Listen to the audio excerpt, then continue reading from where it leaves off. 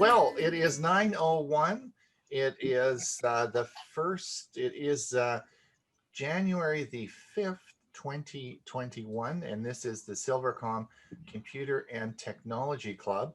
We have 24 people at the meeting today, and we have Carol waiting to give us a blessing. So would you like to give us your blessing, Carol?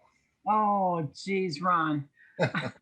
I am so touched. Yes. Thank you kindly. Thank you, my blessing. Yes, yes. Good morning, everyone, and Happy New Year to you all.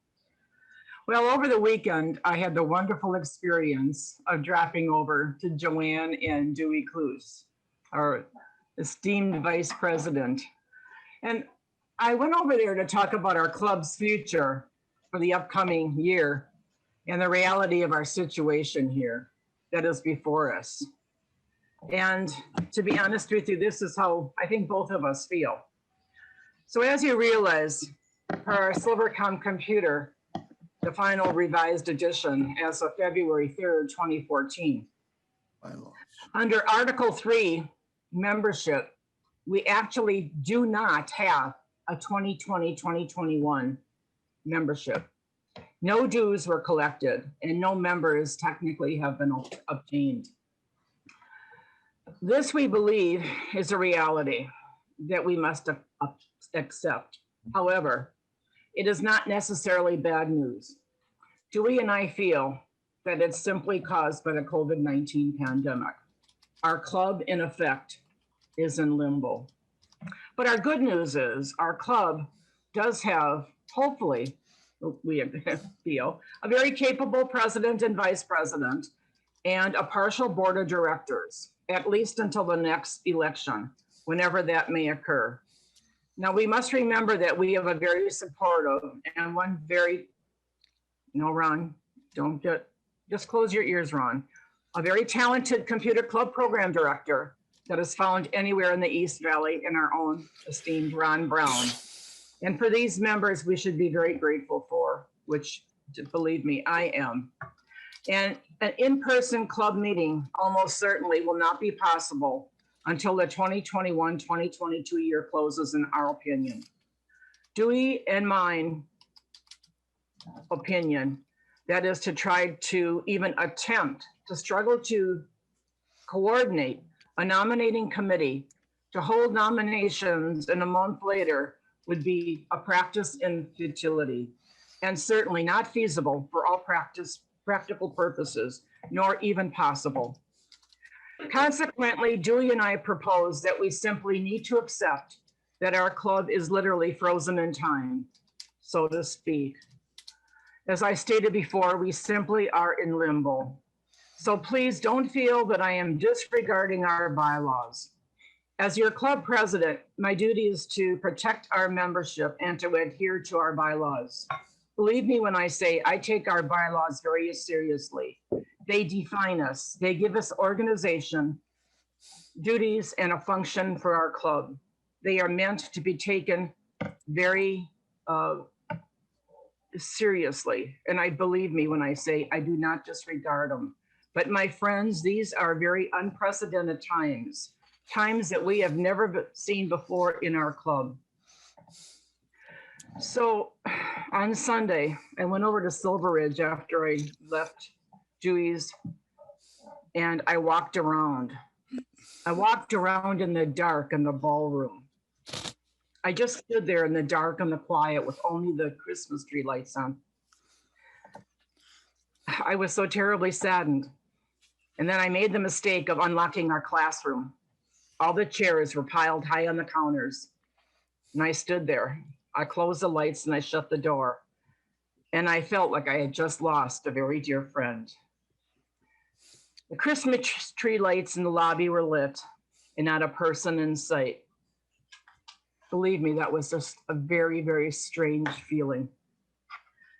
I don't think I've ever been to Silveridge and not seen activity and not seen people mulling around in the lobby, even on a weekend. So to close, I would like to say that we need to accept that our club per se is frozen in time. This will require that the members of your board will work very steadfastly together to preserve what we now have so that the Silvercom Club and Technology Club may flourish as it always does and to renew in the future. As speaking of the future, because as you know, I'm always looking ahead for the Silvercom Computer Club and thinking of brighter days to come, I have already booked our Christmas party for December 18th, 2022, our end of year party for March 13th, 2023. The ballroom has already been secured to come back once again and to resume all of our meetings for November 1st, 2021, when COVID-19 hopefully will be under control. Now, are there any questions? Good job, Carol. Carol, there were two things that I think need to be brought up.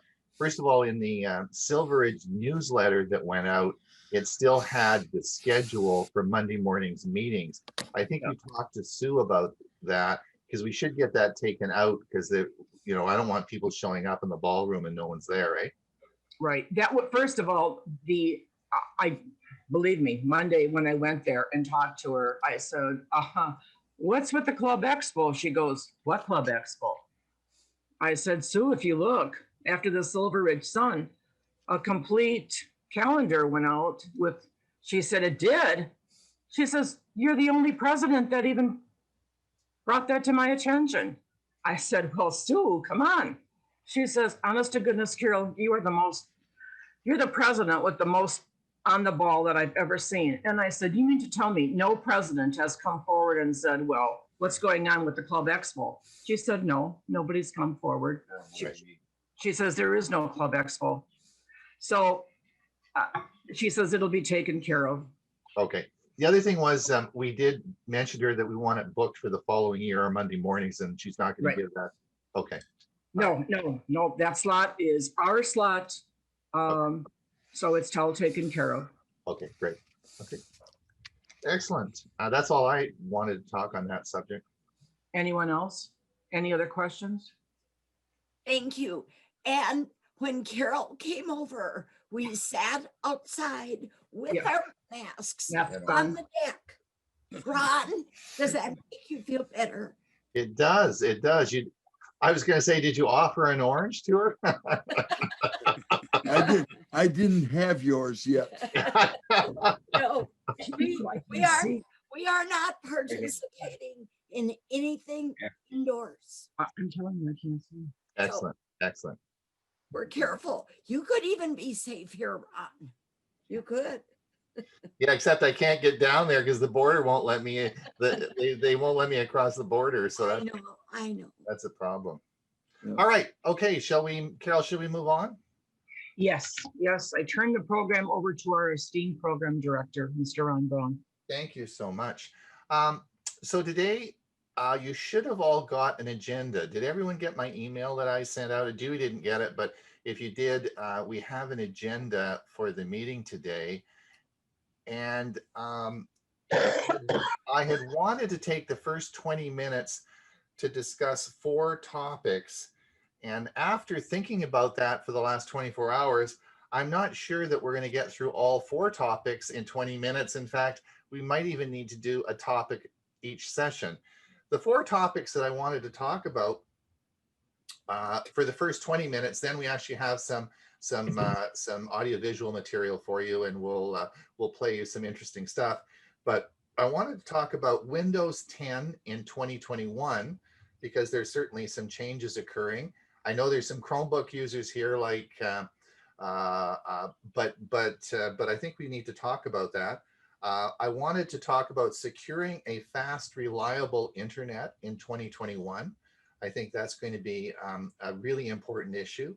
And I wanted to spend some time talking about communication with our loved ones, and has COVID-19 taught us anything? And I think that's a really good topic that we can have some good talks about. And then the increasing role YouTube plays in your life. And those were four topics that I thought were interesting ones. So today and I asked Bob and Julie, and actually Huey Popluck was going to come on, but he has a medical appointment, but he sent a video that I'm going to play for you. So I had sort of a panel to sort of discuss this, but I think we can all be on the panel because we all sort of all understand this. And I just wanted to go over some interesting things that are going to occur that you may or may not be aware of. All right. So for that, I'm going to start and I'm going to blab on, but I'm going to start blabbing at 20 after because we have to get on with the show, right? So I wanted to so here we go on what is the future of Windows 10 and why should you be concerned about that? Well, I wanted to talk to everyone. Maybe I can just highlight myself here. I'll see if I can spotlight. Yeah, that's not going to work. Anyway, so what I wanted to do is let's look at what the Windows 10 is right now and what the relationship you have with Windows. Now, the deal with Windows 10 is it's different than the prior versions of Windows. When you bought a computer and you bought it and it had Windows 10 on, the Windows 10 license goes with the computer. It's not with you, it's with the computer. It used to be many years ago, it went with you, but the Windows 10 license goes with that computer. So basically, for the life of that computer has the Windows 10 license associated with it. So if you buy a computer and it lasts for 10 years, you pay the license fee and it'll be licensed for that period of time. Now, what does that entitle you to? Well, it entitles you to security updates, which usually come out once a week. These will come out. You don't often see these. These get automatically applied, and these are your security updates. Second to that, what comes up is 2 feature updates a year. And these are big updates, and these occur, and these change the features on Windows. And this creates a huge problem for a lot of people. And you probably have read lots in the last 5 years, a lot of issues that have come up regarding these updates. And these updates often crash computers. They make good tech reporting. And sometimes they're really, really big updates. I think, Byron, you told me it took, what, 6 hours to do one? Was it 2004? It took you a long time to do?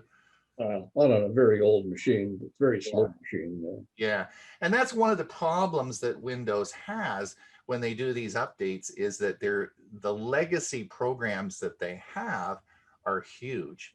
They go back for many, many, many years, so they're complicated and they frequently crash a lot of computers, cause a lot of anxiety for people and particularly businesses and so on and so forth, which is a big problem.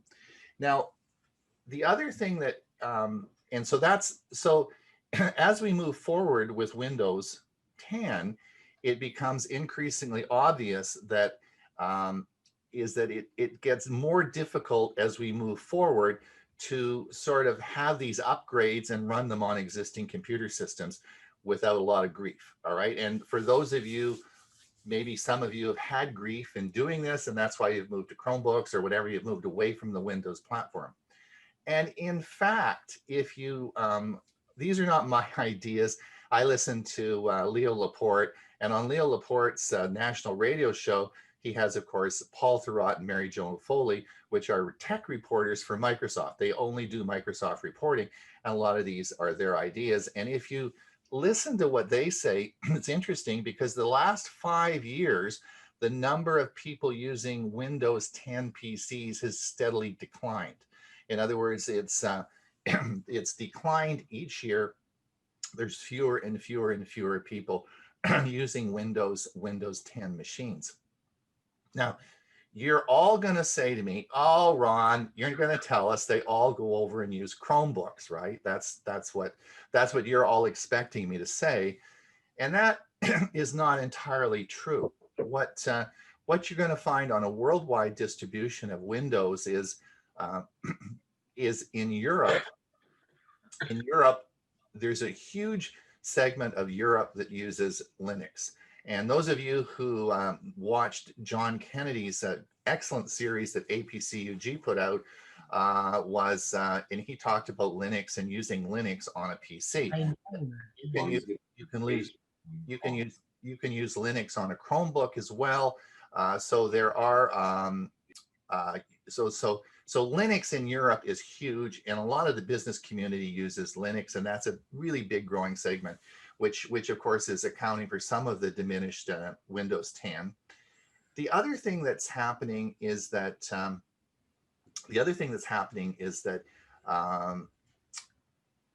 in the United States, of course, we're moving a lot towards Chromebooks. It's interesting to know, I think this year will be the year of the Chromebook, because they are millions of Chromebooks short. In other words, school districts don't have enough Chromebooks. They can't manufacture Chromebooks fast enough.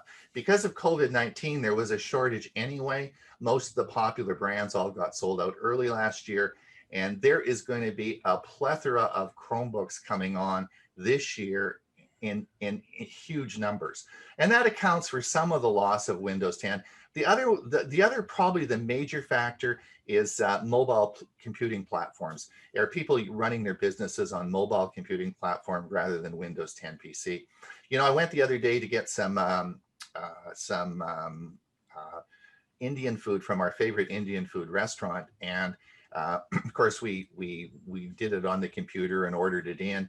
And when I got to the store, all the waitresses and everybody, including the owner, I was talking to him, they're all doing it off their phone. They're all doing it on their phone. You know, they take the orders, it goes to the kitchen, the point of sale is all on their phone. It's all a mobile platform. So a lot of the moving away from Windows 10 is going on to a mobile platform. Okay, so there's a changing demographics here. The other thing that you all understand, that Windows is a huge company, and it has a lot of resources, and Satya Nadella has changed the movement of Windows from they used to sell Windows 10, and they used to sell an Office, and that was their main revenue stream. And it's not now. It's a small part of it. Most of their work now is done through cloud computing, and it is. I want to play you a little clip now on from Huey Poplick, my friend, who brought this subject up, and this is called the virtual Windows machine. And we'll talk a little bit about this in a minute, but I just want to show you this here. Let me share my screen. And this is Huey talking about this.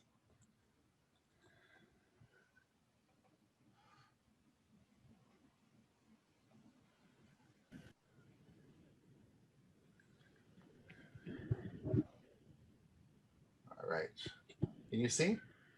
It's Sunday, December 13th, 2020.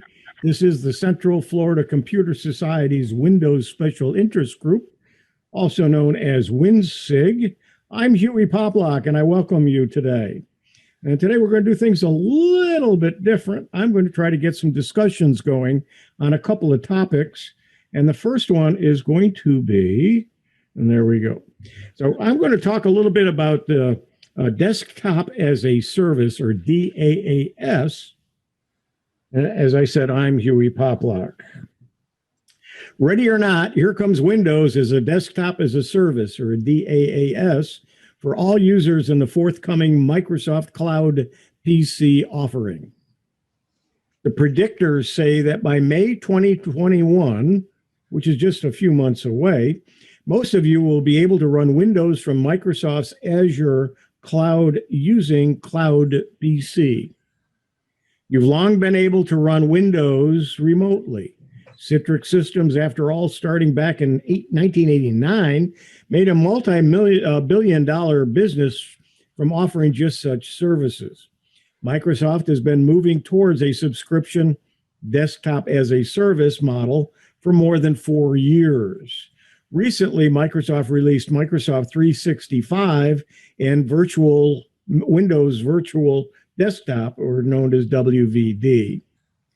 Microsoft Cloud PC, a strategic new offering, built on top of Windows Virtual Desktop to deliver desktop as a service. At its core, Cloud PC provides business customers a modern, elastic, cloud-based Windows experience and will allow organizations to stay current in a more simplistic and scalable manner. What's different about Cloud PC from Windows Virtual Desktop, from a user's viewpoint, is that instead of paying for it on an Azure cloud usage basis, you'll subscribe to it at a fixed rate. Microsoft will offer medium, heavy, and advanced subscriptions. Although there's no hint of a light offering, most likely there will be one. The light, or perhaps the beginner package, will come with a single virtual CPU, 4 gigabytes of RAM, and 48 gigabytes of SSD storage. The medium plan comes with 2 virtual CPUs, 4 gigabytes of RAM, and 96 gigabytes of SSD storage. It's designed for general purpose use, optimized for cost and flexibility. With the heavy plan, users get all of the above, but they'll have access to 8 gigabytes of RAM. It's for users with advanced compute needs, optimized for performance and speed. Finally, there's the advanced plan. It includes 8 gigabytes of RAM, 3 virtual CPUs, and an unknown amount of SSD storage. It offers accelerated graphics optimized for scalability and data processing. Since fast graphics is what this release is all about, most likely it will be built on top of Azure GPU workstations, NV version 4 virtual machines, or VMs. So what do you think? Can you see subscribing to Windows on the cloud? Or will you stick to a traditional Windows PC? Before you decide, keep in mind that many of you, if I had asked you 5 years ago if you'd still be using Office on your desktop or Office 365 on the cloud, you would have said on the PC. Today, Office 365 is overwhelmingly more popular than Office 2016, and Office 2019 isn't even on the charts. That points the way to how this should shake out. Cost is guessed at by Windows watchers. They estimate that the prices will be about medium at about $25, heavy at $50, and advanced at $100. What I haven't been able to find out is those that are mentioning prices, whether that's per month or per year. Judging by the cost of the Office 365, or now Microsoft 365, I pay $100 for 6 licenses, where you can get it for $69 or $70 for 1 license, and that's per year. So I'm figuring those prices may be per year. Mac users are generally people doing high-level photo, publishing, and video work. That requires not just powerful CPUs, but high-speed bandwidth and storage as well. Apparently, AWS, Amazon Web Services, thinks it can deliver that now. And so Apple is going ahead with some cloud computing as well. Another benefit of desktop as a service is that it allows users to work from the device of their choosing. A user might choose to work from a PC, a Mac, or a mobile device, as long as it has the necessary display resolution and remote desktop client software. The user's desktop environment is identical regardless of the type of device they are using. It's funny how the future works. In many ways, we're returning to the past when most of us used mainframe and mini computing, remote computing, and only a handful of us had PCs at home. And with that, what's your opinion on all of this? And so I'm going to stop the share, and let's see if we can get some discussions going. Don't forget to unmute yourself. Please don't talk over somebody else so we can all hear and understand everybody. But someone would like to start the discussion? Okay. Now, before I stop sharing my screen, I wanted to bring up this website here, which is the Microsoft Azure website, which gives you all the pricing and solutions for the Windows virtual desktop. So it is now here. All right. So what are we talking about? It's all here. It gives you the pricing, the documented, and everything there. It is all there. So what are we talking about here? What is happening? Well, Microsoft is saying that they are going to be offering, they offer now, so that the Windows platform is virtual in the cloud.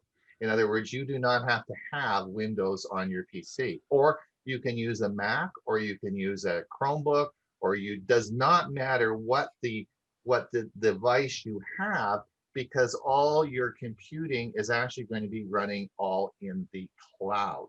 All right. Now, what are the advantages of this is of course, there's no security problems. There's no backup problems. There's no updating problems. All the problems associated with Windows 10 go away. Plus, you can use your Windows, you can use this machine on, as long as you connect to the internet, it all is just going to run virtually in the cloud. Now, this is the reality of Windows 10. It is not. I do not particularly think it's a sustainable business model, nor does Satya Nadella think continuing on with a PC sort of continuing the update program they have. So I expect you will see this year this whole development of a cloud-based virtual Windows 10 PC. Now, does anyone have any questions about that? Do you understand what I'm saying? Is there any, this is a new concept, but this is something that is certainly going to affect all of us this year. And I think there's two parts to this. I think it's a good thing, because I think this whole thing about updating and all these patches and backing up and all this Windows 10 headache is why you should be buying a Chromebook and just doing it from a Chromebook, because it's so much simpler, right? But and then there was always the Windows Chromebook issue, but that all goes away if it's in the cloud, all right? Because you could run it all in a Chromebook, right? And still have all your Windows stuff because it'll be in the cloud. Does anyone, now the only issue will be, of course, there'll be a cost to it. In other words, instead of the licensing agreement that you have with Microsoft, in that when you bought your PC, you'll have your Windows 10 forever, that will not be there. Now there will be, and I think Dewey was incorrect, or Huey was incorrect. I think that's a monthly cost rather than a yearly cost, all right? But they haven't ironed out the final costs on that yet. But it will all be virtual and it'll be in the sky. Byron, any questions? So Ron, any idea, like each of our PCs is personalized with your own programs installed, like that you use all the time, that you buy these programs and they're your favorites. So in a virtual PC, I wonder how you install a TurboTax, or how do you install something that you like and has been marketed. I wonder how they do that in a virtual. I don't know the answer to that, but it is the concept that all your personal programs would install as well in a virtual machine. Okay. How it happens, I don't know, but the concept is that yes, you can put all your Windows 10 machine programs on there. It's not a problem. It's your space in the cloud, and you can install those programs however you want. Well, your extensions are currently available if you're using a Chromebook. That's right. Yeah. Okay, so it doesn't matter. They're not sitting in the extensions don't matter, but like Byron's is TurboTax, and what would you do with TurboTax, and how would you run that, right? So my impression is that it doesn't matter. It will all be, you can install any program you want in your virtual machine in the cloud. All right. TurboTax is now online, has been for a couple of years. Okay. It's very hard to get the actual download to have it on your own computer. They fight you tooth and nail. Yeah, they're moving that way, but there are some favorite programs that we all have. So hopefully there's a way to get them installed on your personal PC. Yes, Chris Rzinski. Just in general, the issue I see is the issue you have with phones. When you install Android on various platform and hardware on phones, there's always the issue of not everything works the same way on all the phones, and sometimes it doesn't. So now what we're doing is we're going to use their operating system on a variety of different products. It's not like Chromebooks. Chromebooks pretty much have a standard hardware system in them. But what I'm hearing from this is we're going to be able to use this system on a whole bunch of different platforms, hardware platforms. And I see the same problem coming with this that we see with the phone and et cetera. Well, not exactly, because is that this will only be, this is a Windows 10 platform, but it's just in the cloud. So anything that runs on Windows 10, then it'll be installed and it'll be running in the cloud. The only thing that you will do on your local machine is have an internet connection and log into your account online, and then everything will be run by Microsoft. Okay, so there should be no compatibility issues. It'll run on anything, right? So what about graphics cards and things like that? It's all done in the cloud. It's all done in the cloud. All done in the cloud. The only thing that would be an issue would be, it depends on the graphics card you have, depending on the resolution. But those issues are done now, because we do this all now anyway, right? We're all Zooming and we're all doing stuff anyway in the cloud. So the graphics cards figure that out. The audio connections, no problem. We're doing audio connections now, right? It's no problem. Bill, have you got any, Bill, what do you think about this? Have you got any comments? Have you been thinking about this? Yeah, I have. Thanks for asking. I haven't looked at the pricing. Have you? Do you know roughly what they're saying it's going to cost? So every couple of years I spend, $2,000 on a new laptop and load it out. I mean, it's not cheap. So even if you're paying $100 a year, it's cheap. That's a lot cheaper, right? I mean, it is. That's right. It is. Yeah. Yeah, exactly. That's the point. Yeah. Plus, you don't have backups. You don't have to buy extra peripherals to back stuff up. You don't need all this stuff. You don't have antivirus problems. All these problems all go away, right? Yeah. So Connie has her hand up. Connie, go ahead. Interesting. So what you're saying then is I could run my Windows-based programs on a Chromebook now. It's just you just log into your account online. And what is this going to mean? I just bought a brand new laptop, Windows laptop. Well, do you think it will be forced to go to the subscription service? Well, I think now this is only my personal opinion. This is only and I do not know this for a fact. I know I know everything I've said up till now. I expect, and I think that the business model, there is no money in making Windows 10 anymore. It's an albatross around Microsoft now. They're not interested. I don't think they're really that interested. They want to get everybody converted to the cloud, and they can spend less development costs. This is a huge problem, and they're not really doing a very good job of these feature updates that are coming out. So they're just, I don't know. I think you'll see advertising coming in. I expect in the future, you'll see probably two parts to Windows 10. One will have advertising in it, and the advertising will support, money coming in to keep the product going. And you might have a cloud-based service that is free of advertising. I don't really know, but I don't think the business model of having Windows 10 continuously, with one license it's not feasible, right? Yes, Dewey. Yes, I've got a different take on this.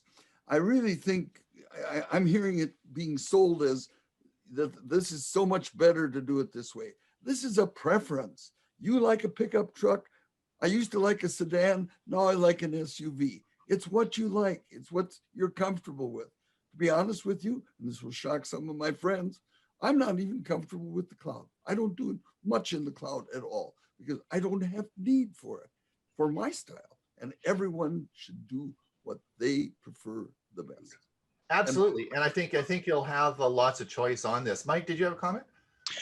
Yeah, are you going to be completely dependent then on your internet connection, so you can't do anything local on your? Absolutely. So if your internet goes down, you're hosed. And that's the next topic that we'll talk about at our next meeting is, getting a safe, reliable internet connection. And that will be a key to doing this. Okay. Ron, can you share that link that you had from Microsoft for the service? Yep, I'll put it in the chat. Okie doke. I'll put it in the chat.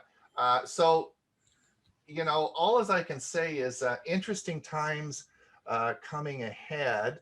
And so I wanted everyone to think about that.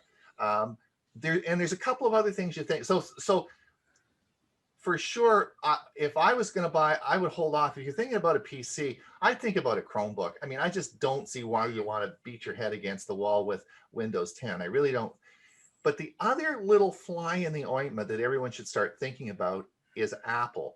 Now, if you look at Apple in a worldwide basis, you know, they're doing well. They own trillions and trillions of dollars, and they're doing very well. But what Apple has brought out is the M1 chip. They're making their own chip now.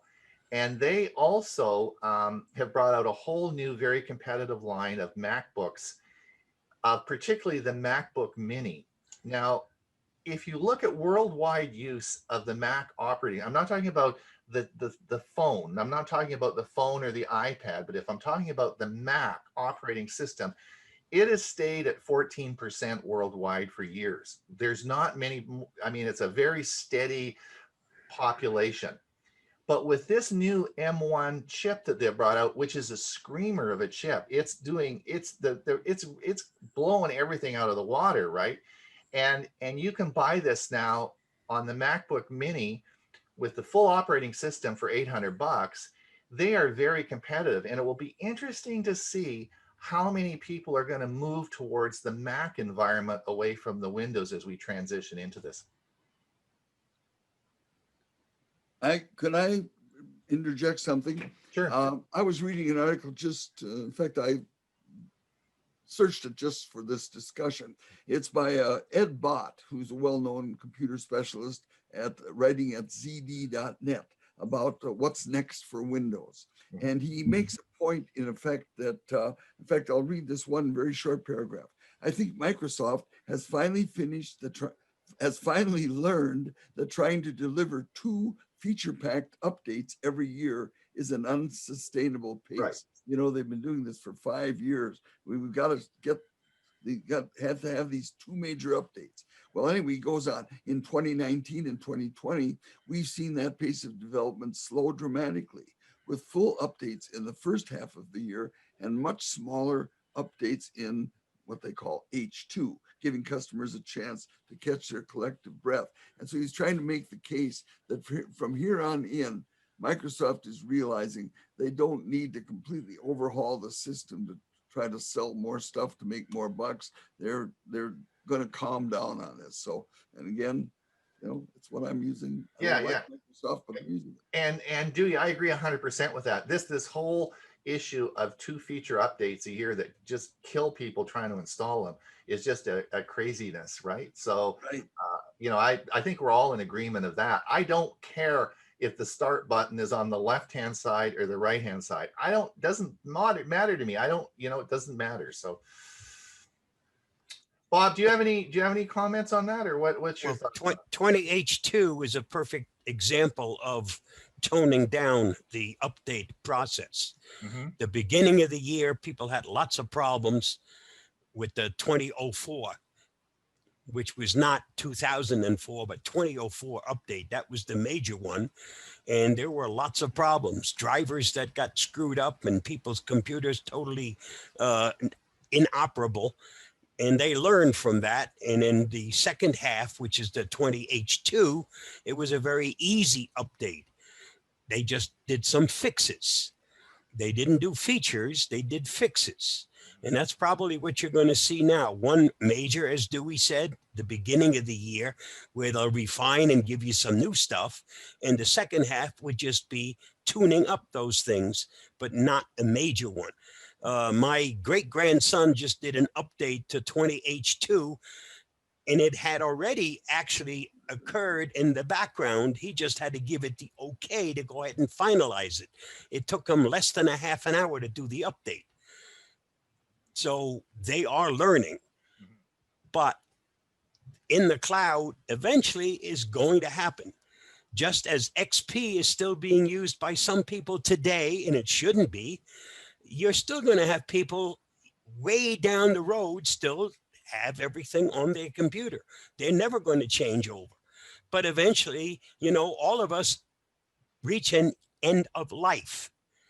And that will also happen to regular computers. Just as nobody was ever going to have expected to see a phone be a total operating system, and it is. Those phones that we have now are more powerful than we ever had imagined a computer would ever be, and that's all in your phone. I don't like a phone because my fingers don't like to work with a phone. But that doesn't mean that my grandkids and great-grandkids, anything that I can do on a computer, they pretty much do now on the phone. It's just we need to grow up and learn to use new technology. Well put. Really good points, Bob. By the way, Bob, if you're having problems with your fingers on the phone, I'm a strong believer in voice to text. I'm hoping you're doing a lot of that. I want to also mention to Ron, this has been a great meeting today. And if you want to forego my presentation, that's perfectly all right. No, it's coming up next. We have 15 minutes left, and I was, we'll have a vote. Let's do Dewey's. I want to do Dewey's presentation. Dewey has a presentation for you, and that's about, what is it, 10 minutes? And we have a little chat afterwards. Is that okay? Yeah. Okay. Yeah. Okay. I think you'll like it. I mean, we'll do that. And I was going to do my watch video, but we'll hold off on that. You can watch my watch video. Guess where you can watch my watch video? YouTube TV. Yeah. Well, you can watch, or you can come to Tech for Senior next week, and we'll show you that. All right. Let me just share my screen, and we will share this, and we will come down to. Should be able to play this. Good morning, TFSers. This is Dewey, and my Tech Talk topic for today is streaming and cord cutting. Streaming and cord cutting. Am I hearing groans out there? Well, is Dewey really going to bore us with stuff we already know about? Well, it's not my intent. What I really hope to present is a global view so that it will be easier for you to explain streaming and cord cutting to your friends and family. Did I hear someone out there say that sounds like finessing? Well, maybe it is. Anyway, what is TV streaming? Streaming is simply using the internet to provide both live and pre-recorded TV that allows you to watch what you want to watch whenever you want to watch it. Streamers may choose free content only or may subscribe to whatever paid content they'd like to have that will fulfill their needs and wants in areas like news, sports, entertainment, and so forth. So what is a cord cutter? Now that's a person who cancels their cable or satellite subscription and instead uses an internet-based service or wireless phone service for their TV. The cost of streaming TV can range from free to beyond ridiculous, depending on the content chosen. Also, networks like ESPN, MSNBC, Fox News, and so forth do require a subscription, and you need to know that they're almost never free. Is anything free for cord cutters? Well, shopping channels are typically free. In fact, they usually pay to be carried. For non-subscription movie channels like YouTube and also many others, your only cost is watching a few commercials. A big part of my advice on streaming TV is to remember that there is a tremendous extra value of totally free OTA TV. Now that's over the air and, like antenna TV for those who are able to have and use an antenna.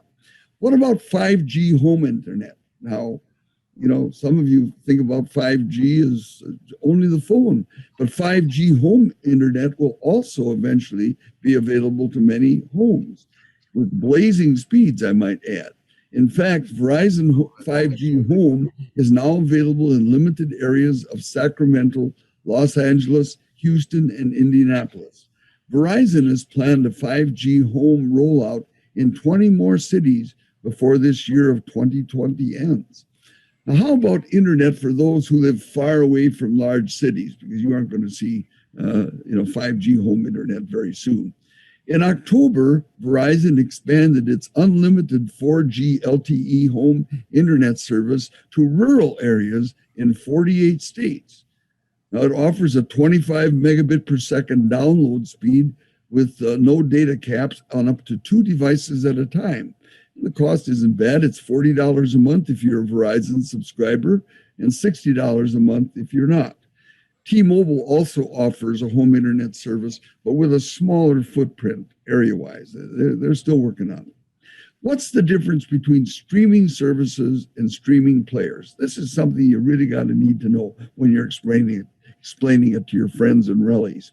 It can be understood to include both multi-channel services like YouTube TV, Hulu Live TV, which offer many channels, or perhaps movie services like Netflix, HBO, and so forth that offer tons of movies. What about streaming players and streaming devices? For all practical purposes, there are 4 streaming players out there and perhaps 5 popular streaming services. There are a few more, but 5 main ones.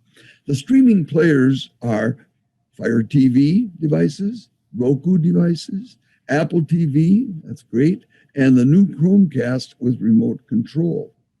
Streaming devices will include Roku TVs, iOS and Android phones and their respective tablets, also PlayStation 4 and Xbox. So those are the streaming devices.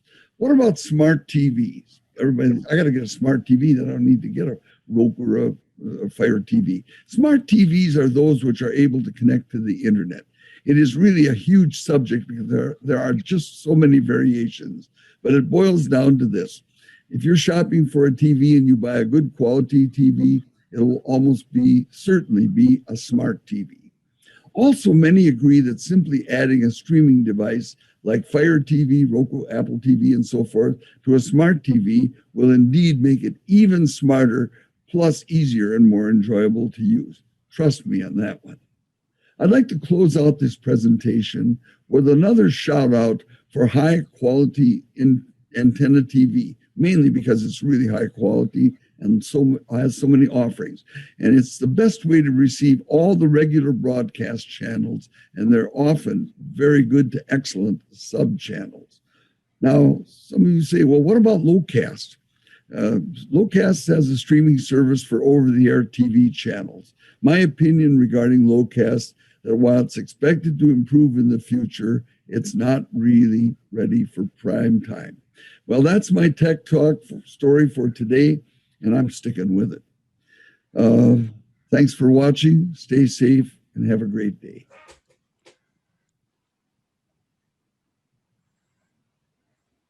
So I have, I just had a follow-up to that I wanted to talk to everybody about. I have in my house, of course, I have internet and I have a cable. I have Shaw Cable, which is our cable company that provides the cable services for television. I don't watch a lot of cable TV. My wife Gail watches a lot more cable TV than I do. I rarely watch it actually. Now, we have a really old system. In other words, we actually have a box it just sits in my office here, and it's a hard drive. So when we PVR stuff, we have these terminals at each that hook to each TV, and there's a remote. And so if we want to watch something, we click the remote and we can do all that. But it all runs off the hard drive here in my house. Now, over the past I don't know, 10, 15 years, these have got better and bigger and, fancier. And I've never really upgraded because my wife understands how it all works. And so I don't have to explain each TV to her and how all the TVs are the same. All the remotes are the same. Nothing changes. And it makes my life a lot easier. Right. So that's how our system works. And then I recently increased our streaming or our internet to 1 gigabit service. So I have 1,000 up or 1,000 down and about I think I got about 180 up. So when to do that, I had to have a new router put in. So I had the technician. I like to talk to the technicians that come out. They're really knowledgeable people, particularly the Shaw guys. So the guy comes out with this router to hook up. So I said, hey, you know, I'm getting my gigabit, you know, blah, blah, blah, blah. I said, I guess you don't have very many people doing this. And he said, oh, I have a whole truck of these, and these are the ones we all install now. And I said, really? I said, why? And he said, well, he said, we stream them all now. So basically all the TV services that come in are all streamed. In other words, there is no more box. They don't even use in the house all the cable wiring that you've put in. Don't use any of that. It now all streams right from the modem out to your TV, just like YouTube TV. Dewey's got YouTube TV. It works exactly the same. It streams to all the TVs. TVs aren't connected anymore by the coax cable in there. It actually gets the cable signal streaming to all the TVs. And I thought, well, isn't that interesting? That's sort of cool. Anyway, that's another aspect to the streaming, Dewey? Right. I love streaming. I live by it. Yeah. So it works like that. And that's beautiful for the cable companies because they don't have any hardware. They don't have to worry about all these, like me, that have these old boxes and there's no wiring to hook up in your house. You don't have to run cable up the walls or any of that. It's all gone. It all just works. And that's why the gigabit is so important, because, you know, if you've got 4K TVs running in your house, you got to have lots of horsepower coming in, right? So, but I thought it was really interesting. That's sort of cool. Anyone got any comments? We have 7 minutes left. That's the blue curve, Ron. That's the blue curve that I said I upgraded to. Yeah. And you're right. There's no cable. Little tiny 4x4 little box at each TV. It's all internet. No cable. Unbelievable. Well, the beauty of it is, if you want to put a television in a room, like a bathroom, or you want to put it in a room that isn't wired, it's not a problem. Yep. Right. So it's pretty cool. And the other little tip that I would give everybody is this.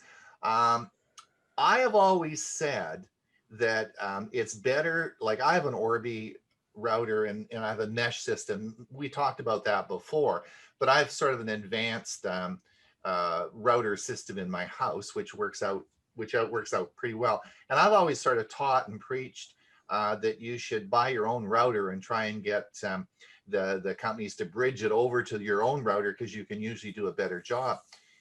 The router that Byron and I have now, and I was talking to the fella about this, it's a super advanced router.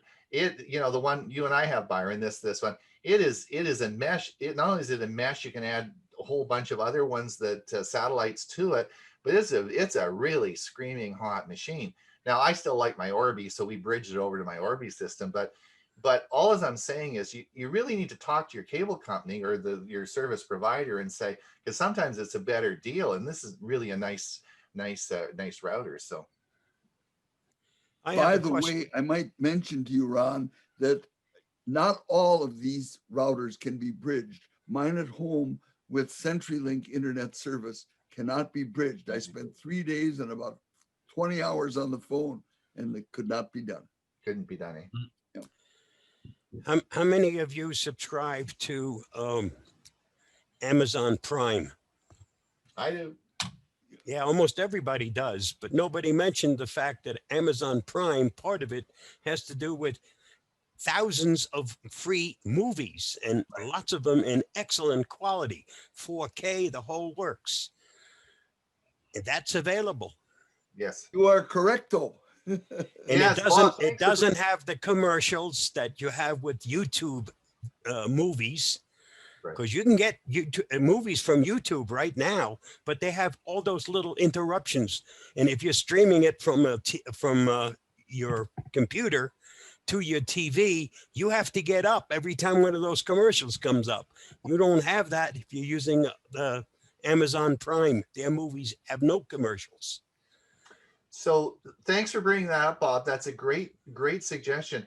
For those of you who have Roku or Amazon TV, or you've got, one of the streaming devices, or even on your smart TV, there will be a Prime Video service, and you should, and if you've got Prime anyway, you should look at that service, because it has, I'm not going to say it's got as good as Netflix, but it's pretty close, and they have different movies than Netflix and different services. And it is amazing what they have on there. We just watched a series called Goliath, and that was on Prime. And I don't know if you haven't seen it, Goliath is great. It's about 7 series, but there's 7 seasons of it. And so it's a great series, and it's on Prime, right? So if you're paying that money for Prime anyway, have a look at the movies on it. Like Bob says, it's great. You are 100% right, Joanne. And I just watched a movie on Prime the other night. Yeah. No Yeah. commercials. No commercials. We're already paying for it, so why not use it? Yeah. So you will wind up at the beginning. They're offering their movies that you have to pay for. Just go to the ones that are marked included with Prime. So if you're a Prime member, you don't pay for that one. They do have movies that you can purchase or pay for a viewing, but then they have oodles and oodles of free ones if you're a Prime member. Excellent suggestion. And yes, and I think a lot of people forget about that. They pay for their Netflix account and they just forget they've got Prime as well. Like, look, you can use both of them and just choose whatever you want. Yes, Chris Rosinski. A lot of people forget there's more than movies on Amazon Prime. We're hooked on the documentaries that are out there, and they are really, really good. And I don't know where else to get them but there. So I just want to make everybody realize that movies isn't all Prime is about. It's about a lot of documentary stuff. Yep. Correct. Yeah, I a lot think of really good ones. Talk more about YouTube. YouTube, period. Yep, YouTube's good as well. Yep, it's good. Yep. You can also get music on Amazon. Yep. Music is great as well. And if you subscribe to the music service, well, you can get that on any of your Amazon devices, right? That's another topic in the future we need to talk about is all the Echo shows and all the devices that we have. And so I think does everybody I think we've had a good meeting today. I think everybody, if anyone has any other suggestions, I want to talk about the next meeting we have. I want to talk about securing a fast, reliable internet in 2021. I think that should be our next topic. I think it's too much to talk about all the other topics I want to talk about. So we can spend a lot of time talking about that on the various. And then my big thing is if you've seen my movie on navigating the post-COVID crisis, I really believe, and this is a topic we're going to talk about maybe again coming up, is communication with our loved ones. One of the tragedies of COVID-19 is seeing isolation, particularly with seniors.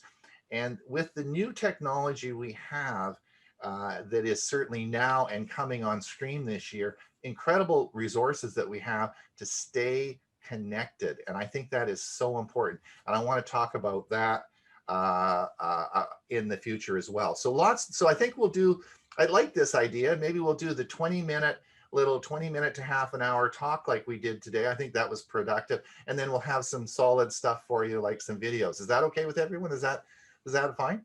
Really good. Great, Ron.